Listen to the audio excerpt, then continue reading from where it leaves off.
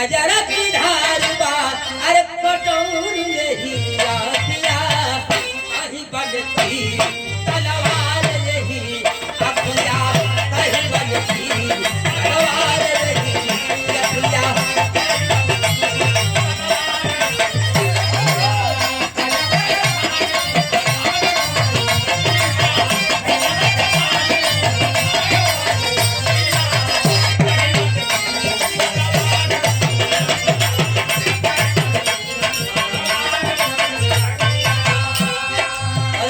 कजरा के धार बा कजरा की धार बा कटार ये अखिया कहीं बने तीर तलवार ये अखिया।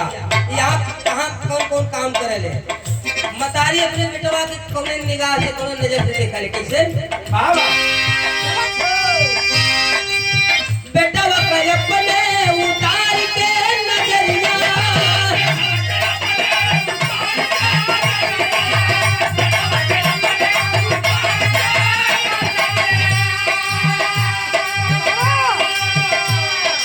कितनो पुरनिया हो जाए लेकिन माई का जब अब भाई वो बच्चे रहला ये बेटा बापा अपने उतार के नजरिया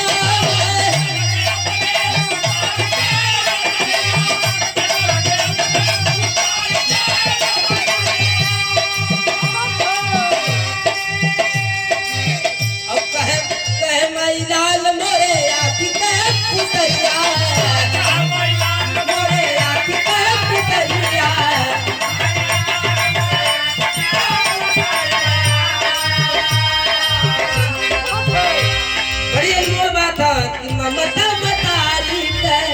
ममता मतारी पे दुलार यही आँखिया ममता मतारी पे दुलार यही आँखिया कहीं बनती तलवार यही आँखिया।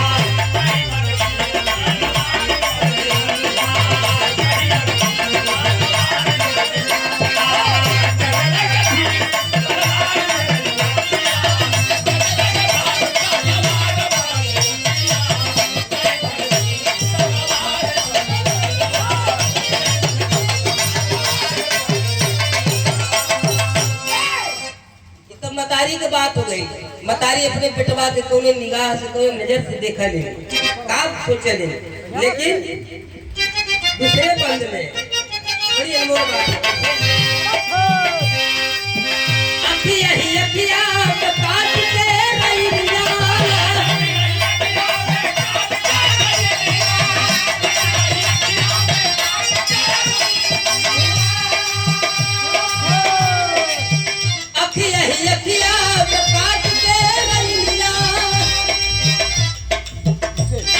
से लोल के बहावती नहीं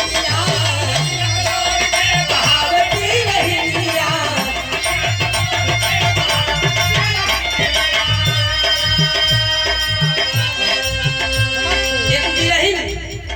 जब अपने पति के अपने प्रेमी के या अपने परमात्मा के विरहीन कैसे भी हो सके प्रभु के याद में भी विरहीन हो सके पति के याद में भी विरहीन हो जाए विरहीन जब अपने प्रेमी के याद कर ले कैसे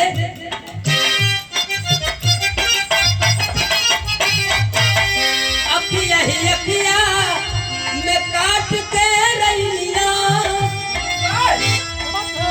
अखिया से लोरवा बहावती रही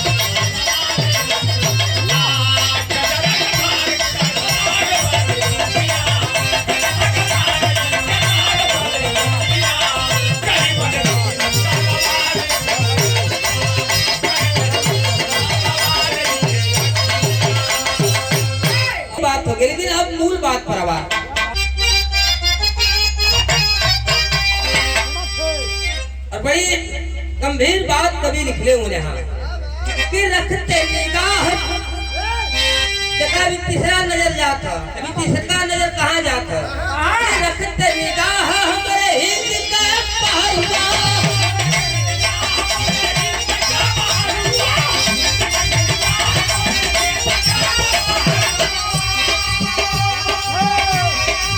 कि रखते निगाह हमारे हिंद के जवानवा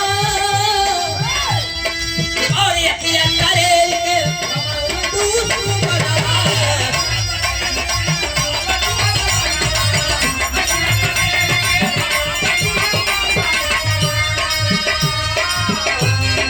पहले हिंद के माँ भारती के वीर सपूत लाल जो कि अपन घर परिवार समाज छोड़ के जाके हम लोग के खातिर हम लोग की सुरक्षा के लिए मातृभूमि की सुरक्षा के लिए बाड़े पर अपन जवानी कुर्बान करलन, शहीद होलन। और उनकी निगाह में नजर में दुश्मन की गोली से पहले निगाह से करें के उनका कत्ल कर डाला। लेकिन कभी कुछ कहना हो रखते निगाह हमारे हिंद के जवानवा।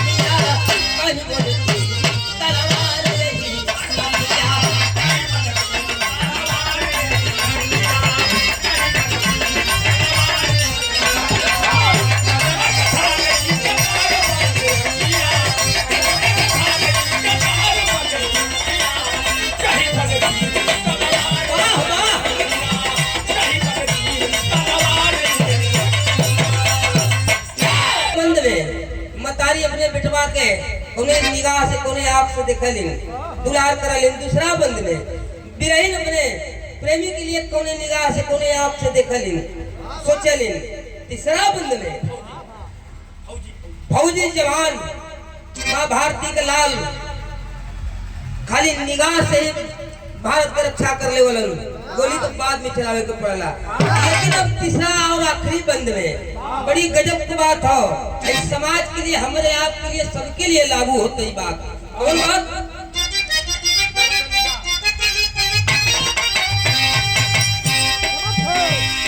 बड़ी विचारनी बात हो बाबूजी। गलत निगाह कोई डाले जब नरिया,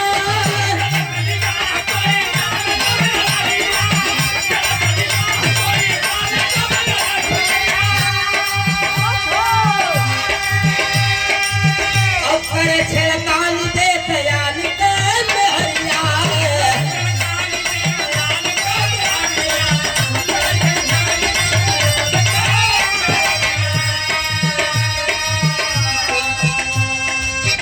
जब इंसान का निगाह खराब हो जाला और केहू के बहन बिटिया के गलत निगाह से देखला, समाज के गलत निगाह से देखला, तो समाज के कोने निगाह से देखला।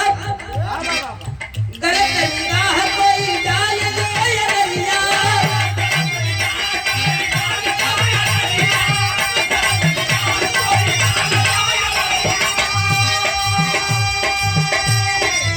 करे छेड़खान दे प्राण के मेहरिया।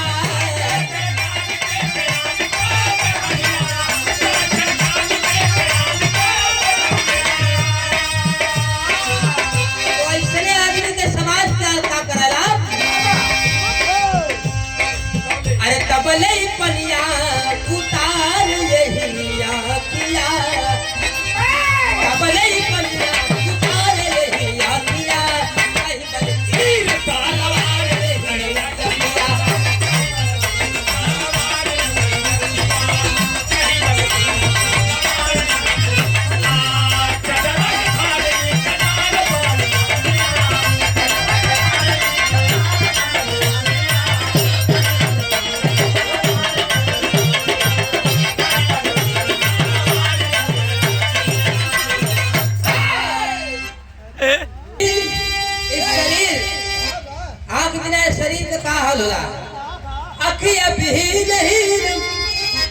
अखिया बिहीन होई जाई तनवा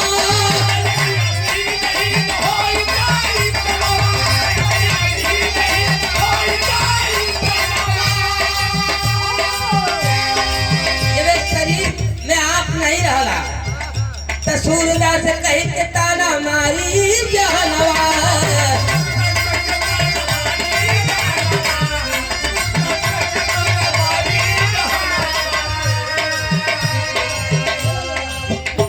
शरीर में जब आंख नहीं रहला लोग सुधे लगलन अनहरा बुलावे लगलन अंदाज नहीं बहुत शब्दन का प्रयोग करला ये बहुत महत्व होला आपका टो काम चलावला सब हां लगियन गुरु मति चारों ओर जब आँख नहीं रहल तब तो चारों ओर लागे तब अनहार यही आँखियों चारों ओर लागे तब अनहार यही आँखिया तलवार यही अखिया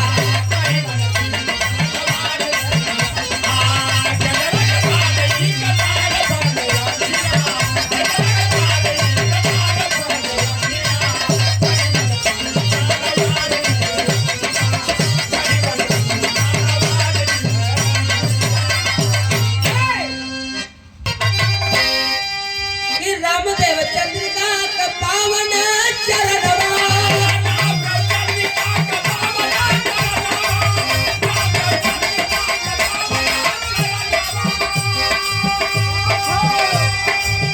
अरे कहे जगदीश मोरे आँख के परनवा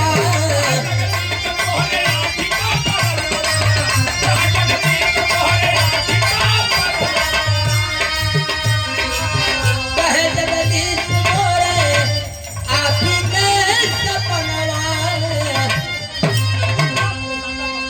पप्पू यादव के अरे शारदा पप्पू यादव के अरे आधार यही आँखिया शारदा पप्पू यादव के आधार यही आँखिया कहीं बन तीर तलवार यही